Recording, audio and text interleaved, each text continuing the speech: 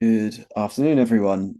So thank you all for joining today's webinar, which is the second in the webinar series, which is Understanding Your Metrics.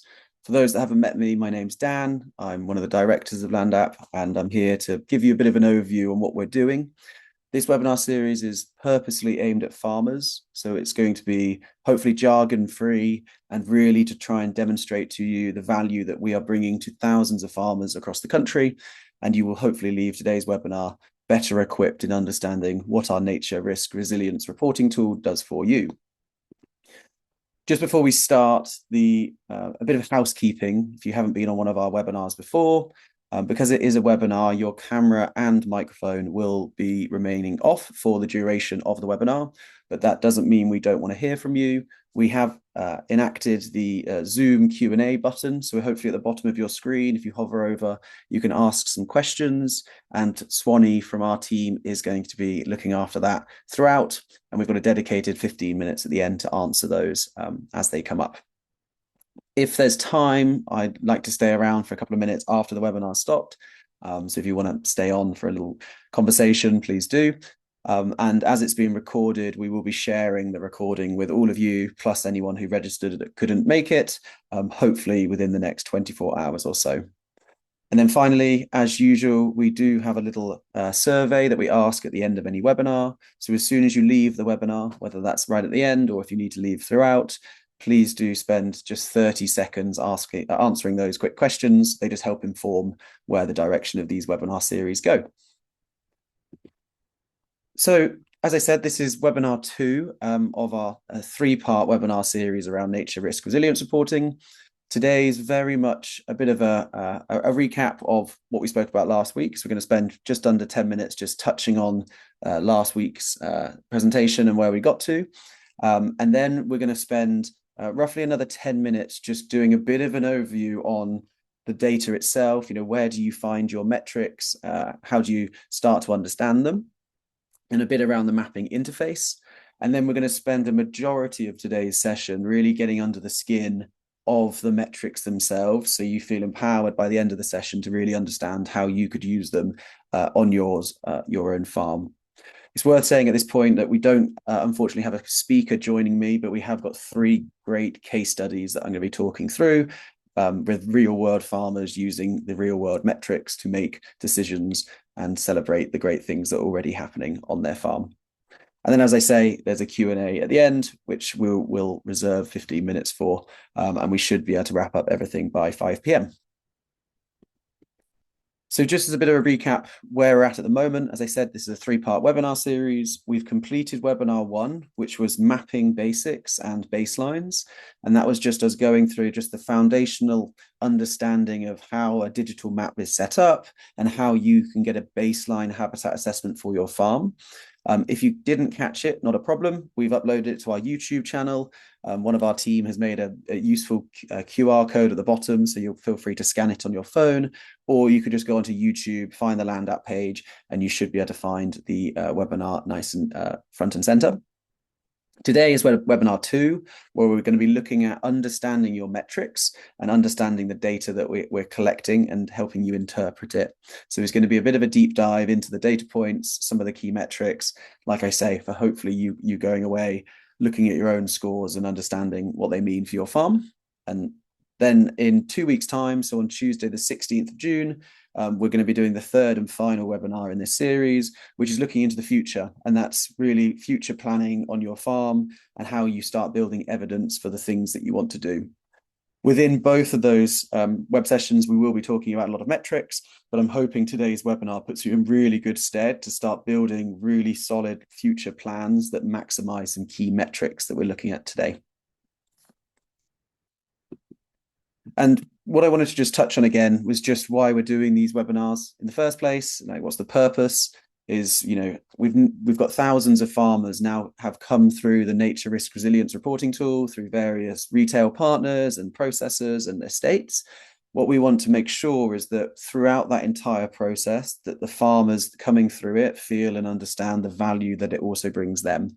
And so our three broad categories are: we want to empower you as farmers and educate you, so broaden your understanding of what Land App can do beyond the requests of what the retailers are asking for.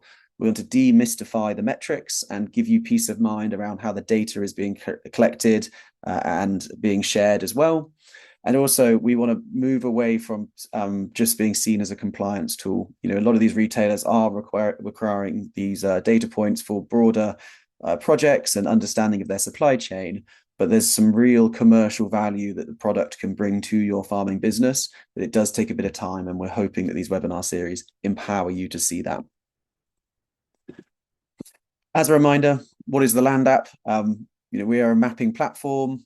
We've been around since 2017. We work with a huge range of stakeholders across Great Britain and recently Northern Ireland as well. And we're just testing the product globally. So there's lots of exciting things happening. But in essence, we're a platform that brings data to a single place, which is our Land App system.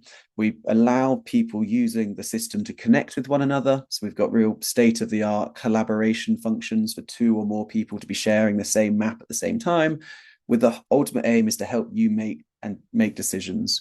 So we provide you with data, metrics, and a mapping platform to hopefully make decisions about the future of your farming businesses.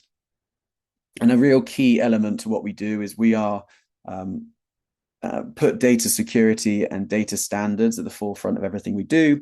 So we're a member of the Farm Data Principles, and we're also secured on industry standard software.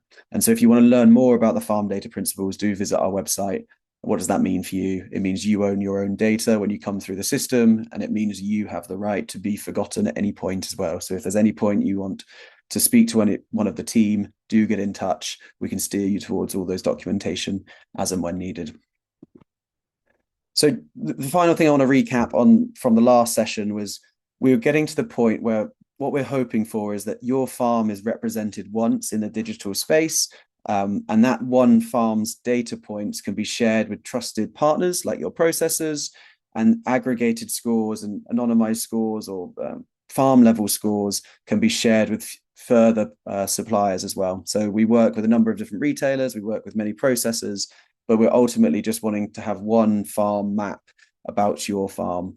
And why we're doing this is this avoids repetition. We know how busy every farmer is. We don't want you to be having to tick multiple different boxes for multiple different people. We want to make it easy for you to stay in control of your data, i.e. there's just one area that you're kind of consenting to allow multiple people to see it. But we also want you to keep one source of truth up to date. What we still see particularly in the agricultural sector, is that there's a lot of repetition of work, and the more that we can facilitate people standing on one another's shoulders, an advisor's helped you with a map one year and you've got your agronomist around the next year, the more that we can centralize that one map to be a source of truth, the more consistency we bring, and hopefully the more efficient everyone's time is as well. And that map, that one farm map, as we covered in webinar 1, fundamentally is underpinned by what we call a baseline habitat assessment. And that baseline habitat assessment is kind of the foundation of everything we're talking about today, which is just a consistent way for us all to talk about land.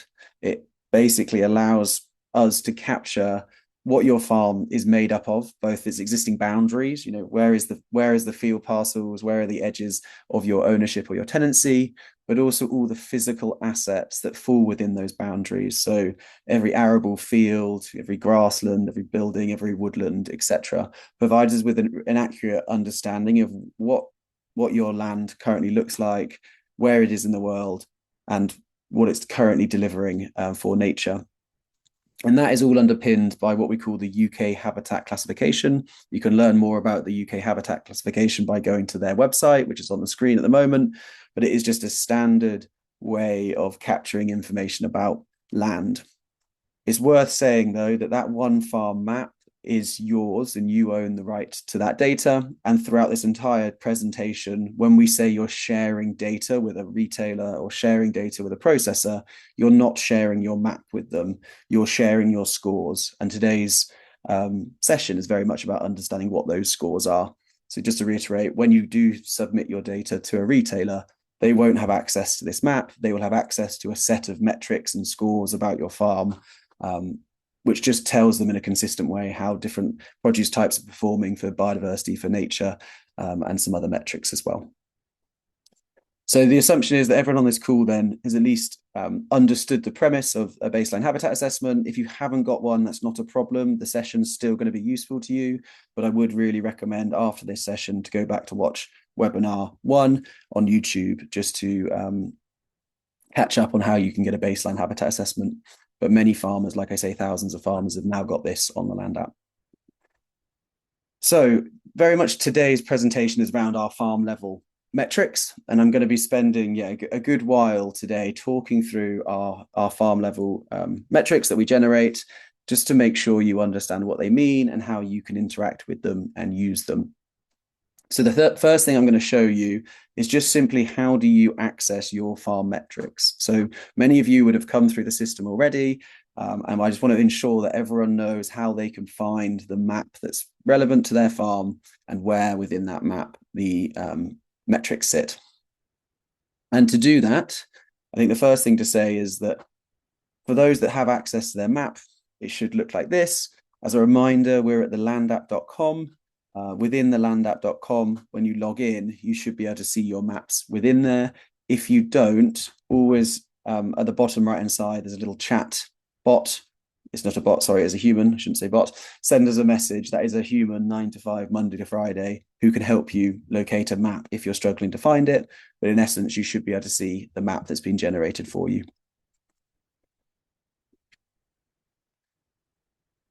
Perfect. So once you're in the Land app, just to show you where you access your farm metrics, and as a reminder, I've got my baseline habitat assessment here. Each of those colors represents a different habitat type. So the lighter green is the grassland, the darker green is a woodland, and the orange and white colors are cropland, for example, in this map. And that baseline habitat assessment we completed together during the last webinar. So we identified which areas were grassland. We assigned some of these areas outside of the grass field to arable margins, and we had a look at some data layers such as the priority habitat inventory that was at the top here. And we did that by visiting the data layer library up here. But to see your scores, what you need to do is you go into the little leaf icon that's at the top of the screen that's called Nature Reporting. And by clicking on that, for everyone who's had metrics generated about their farm, they should be able to see a dashboard that looks like this. Just to reiterate, everything I'm showing you today is free of charge. We're not this is all free for farmers. We're working with your retailers and other partners to kind of cover our costs, and it's free at the point of use for you farmers, fundamentally because you are there to help us deliver what we're trying to achieve as a business. So within your farm metrics tabs, if your farm has had a map submitted and accepted, you should be able to see this.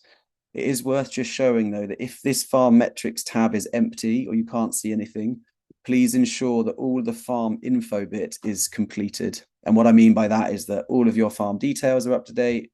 You've at least selected your baseline management plan as your plan to submit, and you have shared it with someone, either a retailer or other, from our list of nature reporting customers. If you have, you can also see the status of that. So do get in touch if there's a particular, if say one of them's pending and you're expecting to be accepted, do again get in touch through our chat. We can definitely help. But once they're accepted, you get given access to a farm metrics page. And what I'm going to do is kind of do this in 2 parts. I'm first just going to give you a broad overview on how to navigate this page. And then we're going to do a bit of a deep dive on some of the specific metrics. But I just first, particularly if any of you are wanting to click along on the side, that's absolutely fine. I just wanted to give you a broad understanding of how to navigate this and what it all means. But there are going to be specific elements that I'll dive into with some more slides in a moment. So the first thing to say is that this is your farm scores. So when we talk about farm metrics or your farm metrics report, this is what we're talking about. Your farm name, your county, and your produce type are all elements that we collect in that farm info page. And then we do some calculations on the map that you've submitted. The top row is just highlighting the main habitats that are found within your farm. So in this particular case, I've got 6.7 kilometers of hedgerow, got 21 hectares of broadleaf woodland, got over 10 hectares of lowland meadow, etc. And each of these are what we call interactive. So there's certain little icons, for example, that you can hover over and learn a bit more about how LandApp and the wider sector is classifying those habitats. And if the description of the habitats are too long, for example, in the case of the lowland meadows, you can also hover your mouse over and you get the full description from UK Hab. Worth highlighting that a couple of these icons are worth knowing about. I'm going to talk about biodiversity positive in a moment, but we have this concept of, is that habitat a productive habitat as well? I.e., can you graze it or take timber from it or crop it? And so in an ideal farming world, we want to see obviously productive land coming out on top, as well as other land parcels and habitat classifications such as cereal crops, herbal lays, etc. Where you've got non-productive areas, you can see that the habitat hasn't been tagged with that little productive icon. And then it's also worth saying we have this little star system just around the distinctiveness of the habitat. And what that means is how rare is that habitat based on its abundance within the UK. So again, what we're trying to promote is, can we try and encourage farmers, even if they're small areas, to really look after and respect habitats that are perhaps more distinct and more rare than others within the landscape. And the biodiversity positive one, I've got a slide on it in a moment, so I will come on to that in a moment. So the dashboard itself, the reports page, I'm just going to zoom out to make it slightly easier to read, has two broad sections. So the first one are the habitat health metrics. And so these are our 6 top metrics that we are calculating for every farm. And it's worth saying that that's agnostic to what produce you grow. You could be a dairy farmer, you could be a fruit farmer, you could be a potato grower in the east. There's a whole range of different farm types that we're assessing. But all 6 of these classifications we are assessing using your habitat map. I will be doing a deep dive on these in a moment, but habitat cover, connectedness, density and distinctiveness, winter cover, cropland supported by beneficial habitats, and the amount of your cropped or grazed land that's within 12 meters of a watercourse. Your score itself is displayed on the map. And again, I'll dive into those in a bit more detail. And where it says NA, it just means that score is not applicable for this farm. So the reason that this is the demonstration I'm using is a grass farm. It's pastoral, they've got no arable land, and therefore we're not assessing its use of winter cover because there isn't actually any cropped land on this farm. If you have got some arable fields, you will be receiving a winter cover score, which I'll touch on in a moment. All 6 of these metrics are what we call interactive. So you can hover over different parts to get more information, and you can click things like learn more to really get under the skin of what that particular metric means. Within each of those 6 metrics, they have what we call related metrics or sub-metrics, which are just additional bits of information about that one metric. So in this instance, habitat cover is just looking at how much habitat is around your farm. The related metric is just how unique are those habitats. So in this particular example, we've got 11 different habitats that make up my 130 hectare farm. Both of these scores we are looking to increase, and you can see that's highlighted by the statement here. You're looking to increase your habitat score over year on year, or at least demonstrate that you are looking to increase habitat as well.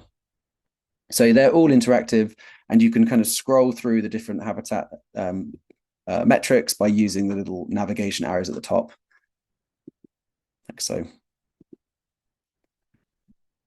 To go back to the farm metrics page, you can either hit the farm metrics or there's a little back arrow. So that's your habitat health metrics.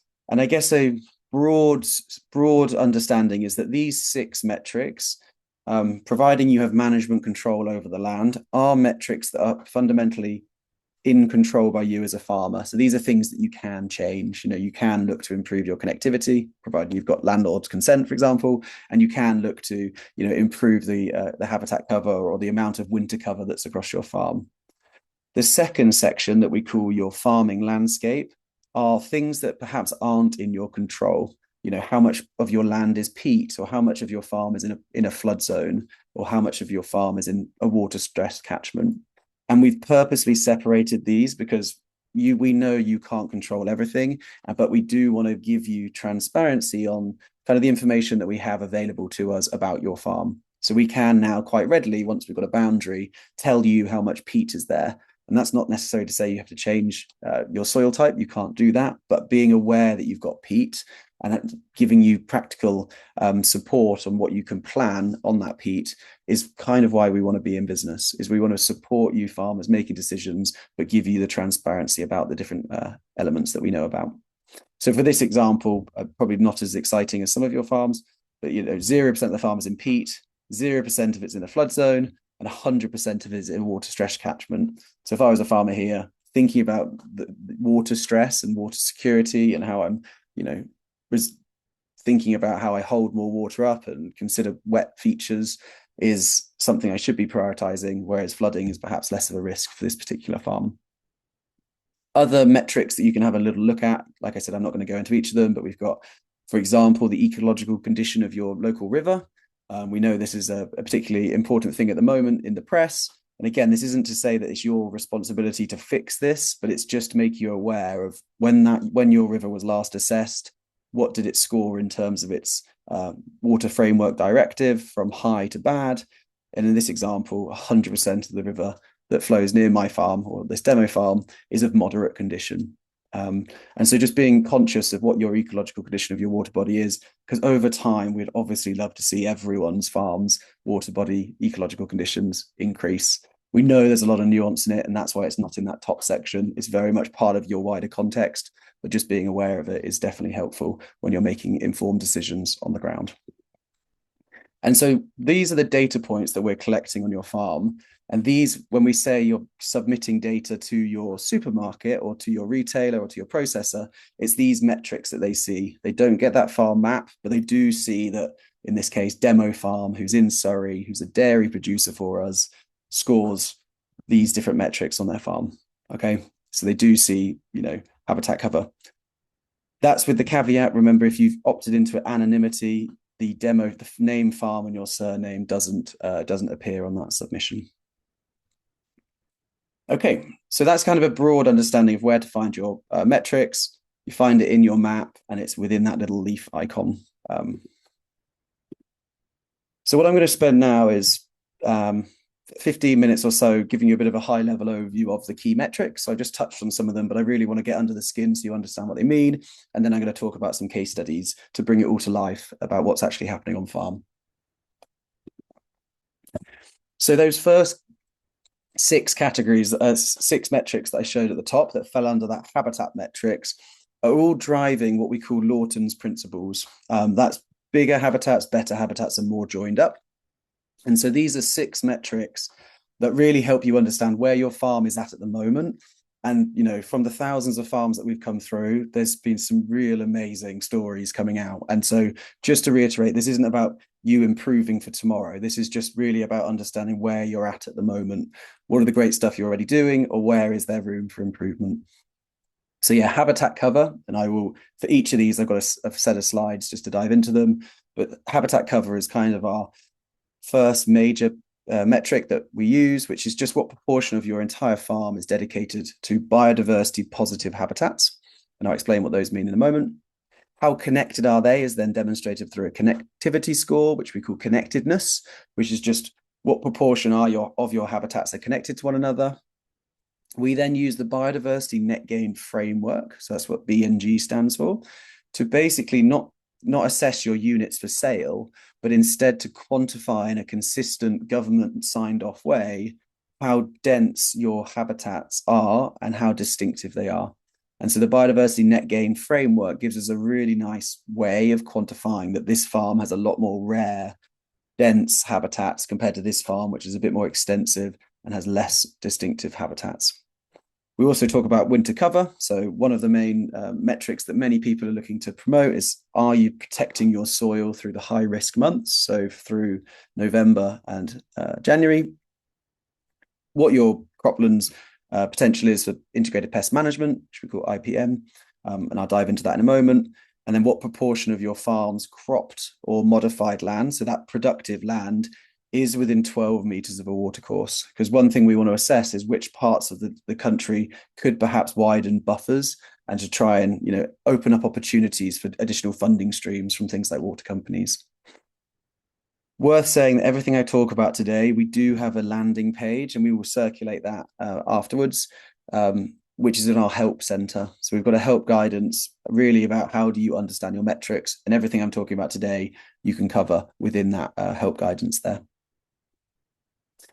One fundamental thing that I've mentioned a couple of times, I just want to spend 2 minutes explaining, is this concept of biodiversity positive habitats. What this allows us to do is it basically dictates whether a habitat is deemed to be supporting wildlife or nature in one part of or more of its life cycle. And we've defined this with the UK Hab team and also CEH, the Centre of Ecology and Hydrology. And in essence, if a habitat within your farm falls into one of three categories, it is deemed biodiversity positive, and it is therefore calculated in a lot of the metrics like habitat cover, connectivity, etc.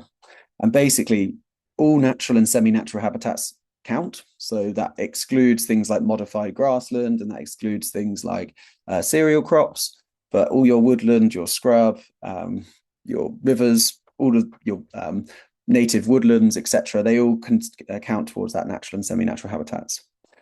Bit more of a technical one, but basically we're following that biodiversity net gain definition. So if the habitat is deemed a medium to high distinctiveness, all of those habitats are included.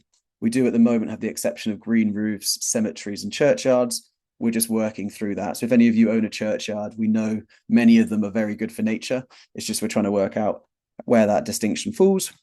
And then the final one, which hopefully kind of wraps it all up, is just any farmland habitat that's created with the aim of providing resources to wildlife.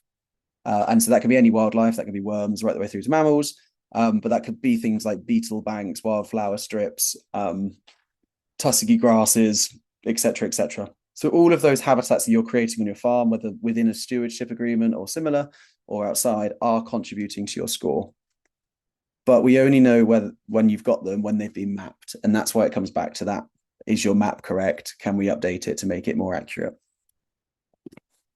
So just to talk through some of those metrics. So the first one, as I said, is habitat cover. What percentage of your total holding, so your entire boundary, is covered by a biodiversity positive habitat? And so the demonstration farm that we're just looking at is 31.57. And that's simply just the total area of the habitats divided by the total area of the farm. That gives us that percentage habitat cover. So by introducing, say, a herb-rich ley into your rotation, not only are you maintaining productive land, you're also increasing your habitat cover because the herbal ley meets that definition. It's supporting wildlife at one or more parts of its life cycle. It's providing pollen, it's looking after the soil, etc. So habitat covers kind of that fundamental underpinning. We then have a connectivity score, or one we call connectedness, which is basically of all the different habitats that are biodiversity positive in your farm, are they isolated or not? And the threshold that we use for that is 20 meters, which means that if you've got a woodland on the top of a hill that is more than 20 meters away from another habitat, we consider it isolated, and therefore it doesn't count towards the connectedness score. But if we do have habitats that are 20 or less meters away from each other, you've got a hedgerow connected to a woodland that goes to an arable margin that goes to a river, they're all connected and they count towards your connectedness score. And so it's your total habitat area that's less than 20 meters away from the other habitats divided by your total area of habitats gives us our connectivity percentage. We obviously want to encourage as many farmers as possible to ensure that their habitats are no more than 20 meters away from something else. So I've worked some great farms, realize their connectivity score isn't quite as high as they want, but looking at a map, you can see which habitat is perhaps the one isolated, and creating a hedgerow to that woodland drives up that connectivity score really quite a lot. And so just to visualize what that means, on the image, and apologies for anyone who's got slight color blindness, I'm not sure how effective my color choice is actually today, but on the right hand side here, these two blocks are less than 20 meters away, and on the left, these two orange blocks are more than 20 meters away. And so in this farm, hypothetically, you would get 50% connectedness because 50% of our habitats are connected. And similarly, well, on the exact opposite, these green blocks are all within 20 meters of each other, and therefore all habitats are connected, which gives you a 100% connectedness score. We are aware that not every farm can hit 100% connectivity score. You can imagine a main road going through your farm that's wider than 20 meters. We appreciate that. So we can also start looking at what your maximum connectivity score is as well, but that's a bit further down the line. So not everyone can get to 100%, but it's really a good idea to start considering what is your maximum and start building plans to understand how far you can go towards 100%. This next one I've got quite a few slides on because I'm really excited about this metric, particularly for arable farmers, but also livestock farmers that are looking to introduce more shade to their farming practice as well. And so what this one is called is just cropland supported by beneficial habitats. And this is basically saying how much of your productive land, so your grazed grassland or any of your cropped areas, is within 45 meters of a biodiversity positive habitat. And I've got some images to show what that means. But in essence, what proportion of your cropland is within 45 meters, divided by the total area of your core farmland or your cropped and grazed land. Why this matters is there's a paper released, and I think I've got an image of it here, just back in 2016, called the Spillover Services, which showed that around 45 meters was how far beneficial pest predators, so the ladybugs that go into the crop to eat your aphids, for example, how far they're willing to travel during the day before they overnight back in the margin or the beetle bank. So by thinking about that 45-meter threshold, you're trying to encourage as many of those beneficial pest predators to enter your crop. And so just to take that a step further, because I think this one deserves a bit more detail, is just wanted to define integrated pest management. Many of you probably know what it is, but just to say it out loud, it's the long-term prevention of pests or their damage through a combination of techniques such as biological control, habitat manipulation, modification of cultural practices, and the use of resistant varieties. And it's that habitat manipulation part of the definition that we're looking to try and promote, is can we encourage an orientation of land use that improves or increases the likelihood of integrated pest management happening. So what does that look like on a map? And I've just got some random examples from satellite just to kind of bring this to life. So imagine you own this farm, and this is 2 arable fields. The total of these 2 arable fields is just over 45 hectares. So this is 45 hectares of productive land. Using the current calculations, of that 45 hectares of land, there's 6.49 hectares that's within 45 meters of this woodland. So to the east and to the north, you've got woodland going around those 2 edges of the field. So what LandApp does is just calculates how much of your arable land is within 45 meters of that woodland, which in this case is 6.49 meters, 49 hectares, sorry, which is a total of 14% of your arable field is within that 45-meter threshold. Take that step further. If you added just a 3 or 6 meter buffer down the south of this top field or between the 2 fields, and using the westerly edges, adding a 6 meter margin, what that does is that increases the amount of land that's within 45 meters of that habitat to 15 hectares. And so what we're seeing is a jump to 34% now of your productive land is being within that band of support from the beneficial pest predators.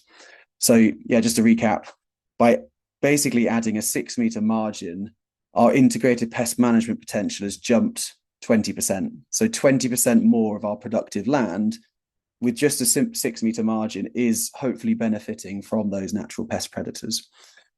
Things like agroforestry, or if you added a beetle bank through the middle of this field, or consider some other habitat options in the field, you really drastically increase this score without taking out much productive land at all. The next one I want to talk about was just cropland with winter cover. So this is one of the metrics that we actually automatically calculate for you. So once we know your farm boundary and we've got that habitat map, what we can do is satellites every 3 days will take a picture of your farm. And what that picture does is it just allows us to understand what percentage has got green cover within any of your arable fields. And that uses a thing called NDVI, or the normalized difference of the vegetation index. Bit of a mouthful. but it basically, in essence, gives a bit of a heat map of your farm. Again, we just aggregate the proportion of your arable land that is showing green cover between the high risk months of November to January, and therefore we just aggregate it as a percentage. So say 1 of 10 fields was left bare, you'd get a score of 90% because you'd be losing 10% score. This is just a really nice automated indicator that allows farmers just to get on with putting cover crops in, or winter cover, or making sure there's at least some form of green on the soil during those high risk months, and we just report it in this consistent way. As of today, we basically are looking at the dates November 25 to January 26, but as soon as January 27 comes around, we will update the metric to look at the last year. So hopefully over time, providing it works for your farming business, we'd love to see more farmers increase the amount of winter cover to look after their soil and hopefully, retain any nutrients in the field where they want to be. Okay.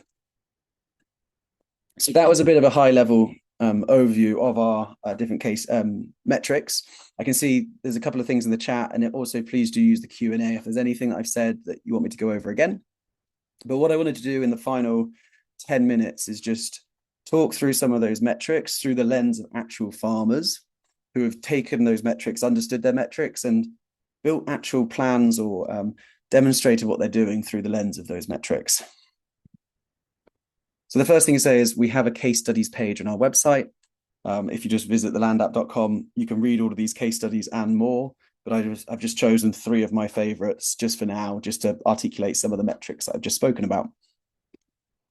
So I'm going to be talking about 3 different farms. One of them is the Leckford Estate, which is Waitrose home regenerative farm, where they've really looked at how does their mixed farm drive connectivity while minimizing the loss of productive land. I think that's a really interesting model where, it's a small percentage of land has been taken out of production, but their connectivity score is shot right up through the use of buffer strips and margins. We've then got the middle one, which is Upper Waterside Farm in Cheshire. Mary took us around a few months ago now, and she's really just celebrating the great things she's already doing. There are some really great scores from her low intensity grazing system and just quantifying how it's already benefiting nature. And then the final one is a dairy tenant called Stuart down in Dorset, who's really looking to benefit both nature through connectivity, but also looking at mitigating water risk and how do they consider water flow pathways, etc., through buffer strips. So just to quickly show you then so Leckford Estate, when we first started working with them in Hampshire, their baseline habitat assessment was showing a connectivity score of 55%.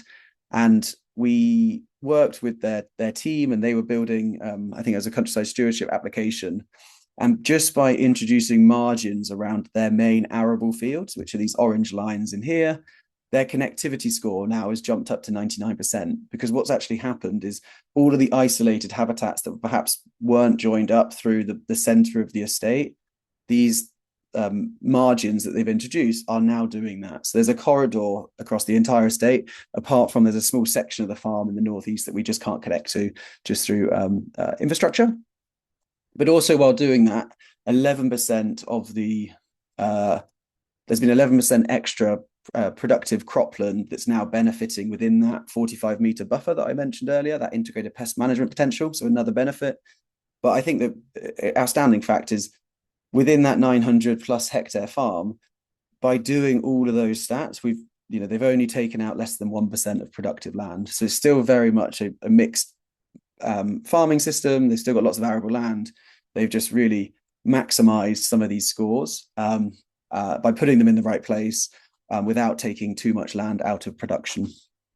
And so these metrics give proof that biodiversity interventions can help nature without sacrificing productivity, which I think is a really key thing that we're trying to drive.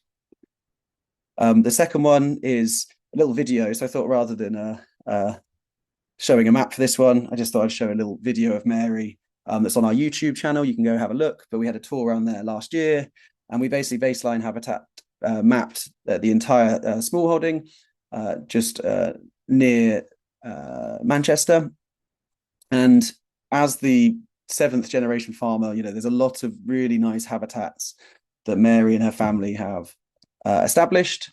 and it's 62% already connected. You know, there's a road and a valley of land that she doesn't own, and therefore we can't get to 100% connectivity.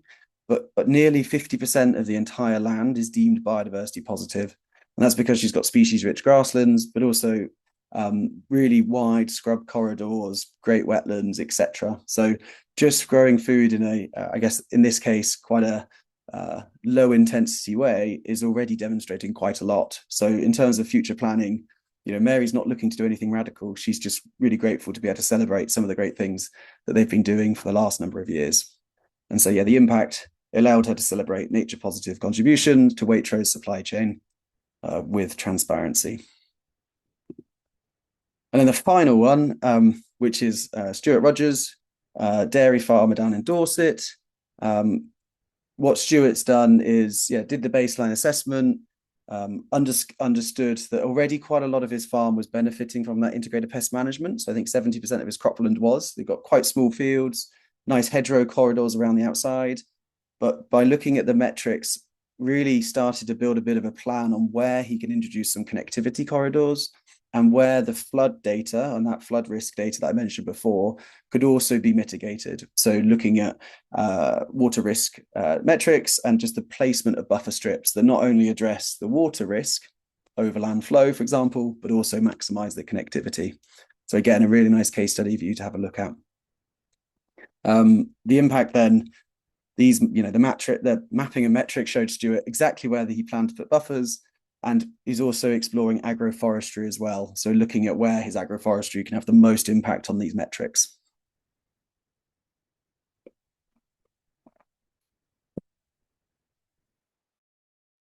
Okay, sorry. And so that was a bit of a deep dive on, 3 case studies. There's plenty on our website. We've put QR codes on the screen now if there's any one that you want to read a bit more about.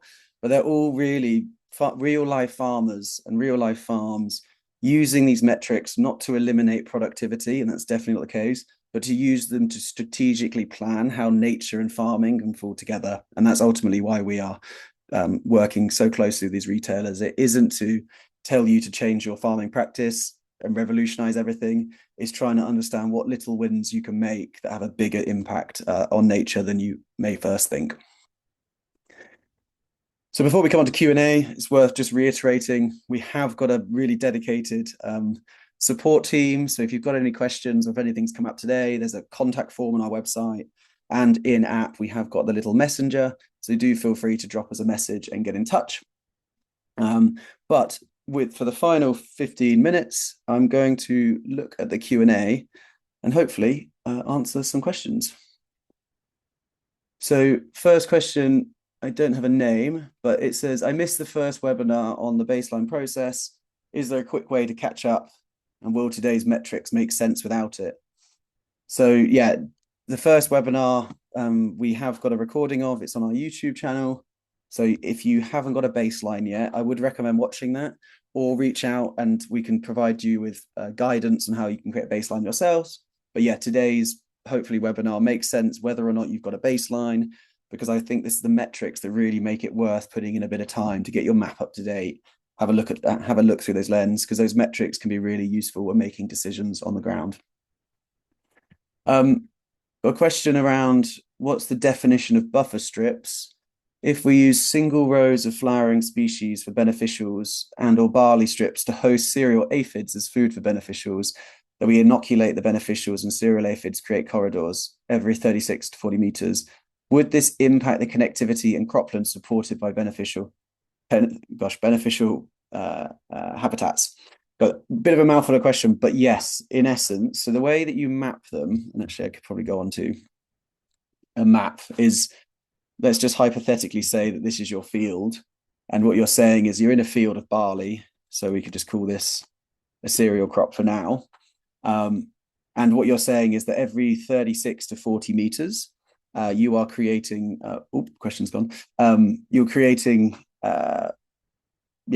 buffer strips within your field. So yeah, it's a question from Julius. Thanks. I've just seen the sign. Basically, Julius, by mapping them in your field, and just to show you how you do that, I would draw a line, and I'll show you the measurement tool in a minute. a line just to kind of get a frame of where those buffers are going, like so. We have a measurement tool up here where you can measure distance. So this is 73. So if you want to put them every 40 meters, you can adjust them. He says you can adjust to make them 40 meters was my guide. So 39.4 for now. Yeah, Julius, then if you drew these and then buffered them, I'm just going to do this quite quickly. Like so, they would then be contributing to a number of different things. So even if they're 3 meter margins that we assign to, so let's just call them tussocky grass for now, a couple of things is happening. So providing that they reach within 20 meters of this bottom section, they will be counting towards connectivity. So I should have probably measured that before. But yeah, as long as they're within 20 meters of this bottom bit, they're going to count towards connectivity. Plus then just to visualize that 45 meter element, if I put a 45 meter buffer around them outside of them, you can see all of the cropped area that is benefiting from that spillover. So you mentioned, yeah, aphids in your cereals, but you can see that just by introducing a 3 meter margin, the amount of land that's being included in that IPM score drastically increases. So yeah, you basically, Julius, get an increase in your IPM potential, which is a great thing. And I know we've spoken about that before, but also you're going to get a connectivity score increase, providing that those habitats were unconnected beforehand. Hopefully that's answered your question. Next question from Francesca. Will customers I share my metrics be able to accumulate all their supply chain to make one giant map? Yeah, very good question, Francesca. So no, basically at the moment, when you share your information with, say, a retailer, they don't get access to this map. So there's no retailer that can make an aggregation of all of the baseline habitat assessment maps. What they can do is they can see that your farm in Surrey that's producing milk for them is in this county or in this water body. However, within our terms, we can create a point map anonymized of just the spread of farms. So you might have, we've had 1,700 farms come through, for example, just like a point on a map of every farm that's come through. But no one farm could be identified in that, nor would it single out any particular farm, but it just shows the regional spread of, say, a supply chain. But the individual maps won't be shared. The only way you can share a map, there might be instances where you want to share your map with the retailer or you want to share your actual map with a processor. You have to do that through our sharing settings. So you can share a map through a collaboration function, but it's not what's being asked for you by the retailers. No mapping data of your farm is being shared with them. Okay, hopefully that answered your question. How much time does it actually take to manage and understand these metrics on a weekly or monthly basis? So how much time is that? So the question is, yeah, how much time? So it's really as often as you want to, I guess, spend time looking after them. I do think, the time it takes to at least understand all of the detail that I've gone into, it is a bit of an upfront investment, and we're not shying away from the fact that it did probably feel at times like a little bit of a maths lesson today. How have they calculated these numbers, etc. But in all honesty, you only, I guess, get out of it of what you put in. So the more time you put in to understand the metrics, the more likely you're going to be considering those metrics when you're building your next plan or considering your next rotation or thinking about the application window to the next scheme you're applying for. So I do think it is a bit of an upfront investment, but the metrics, by the way, will automatically update as you change your map. So we're not expecting you to do any calculations. All the ask is, we're asking people just to maintain their map and to keep it correct. So as I was just demonstrating for Julius, if something did change on my farm and I don't know, just as an example, I did plant some more trees in here, like so, and I wanted to just draw, I wanted to change this bit of grassland to a woodland. I could do that very quickly, and that will update a lot of my scores. So my connectivity is now changed, my quarter edge now changed, my cover of biodiversity positive habitats have changed as well. So by maintaining your map, keeping this up to date, we then automatically maintain your scores. The minimum expectation from a retailer is just once a year, log into Land App and just update the map to see if anything's changed. But obviously what we hope is that you're updating the map as part of a bigger kind of push within your farming business to build plans. But the minimum expectation is just every year, is the map correct? If not, please do make the updates you need. So the next question is, I know just another one. Can these same metrics to access, can we use these same metrics to access other revenue streams like environmental land management schemes or private biodiversity net gain markets? So yeah, this is actually a really nice question. So the baseline itself gives you an understanding of what you've currently got. I'll take the biodiversity net gain units to start with, because I think that's a really interesting one. Is what this tool will be providing all of you is with at least an estimate of your biodiversity units. So you can see in here for this farm, the baseline number of biodiversity units for this farm is 840. We haven't done a land management plan, and next week we will. But by the end of that webinar, you will have an understanding of roughly how many biodiversity units you could sell. And again, LandApp's never going to do that for you. We're not here to do that, but it does give you a bit of transparency. You know, have I got 10 units, or have I got 50 units, or have I got potentially 200 units to sell? Because that may infer where your head's going, and you may want to therefore reach out to an ecologist or an advisor to support you with that information further. And then the other point around like other public schemes is this is a really nice baseline for you to build future plans. So for example, we've got Sustainable Farm Incentive coming live in England very soon. I think they've even just today announced the date, although I can't remember exactly when it is. I think end of June for those not invited. This plan can be moved into a Sustainable Farm Incentive template. Just to show you, I can create a new SFI, and this is the same, by the way, for the Welsh and the Scottish schemes as well. But I can create an SFI 2026 and start playing around with just these parcels to work out how much I'd get paid under different grassland management options. So if I wanted to see what grassland options there are, you know, if I wanted to move towards a managed rough grazing for birds, I can see that these two fields per year could get me £400 per field in this one and £154 in this one. So you can use that data to quite quickly start to assess either the whole or parts of your farm against those various schemes, whether that's the Scottish Agri-Climate Scheme or the Sustainable Farm Incentive Scheme in England.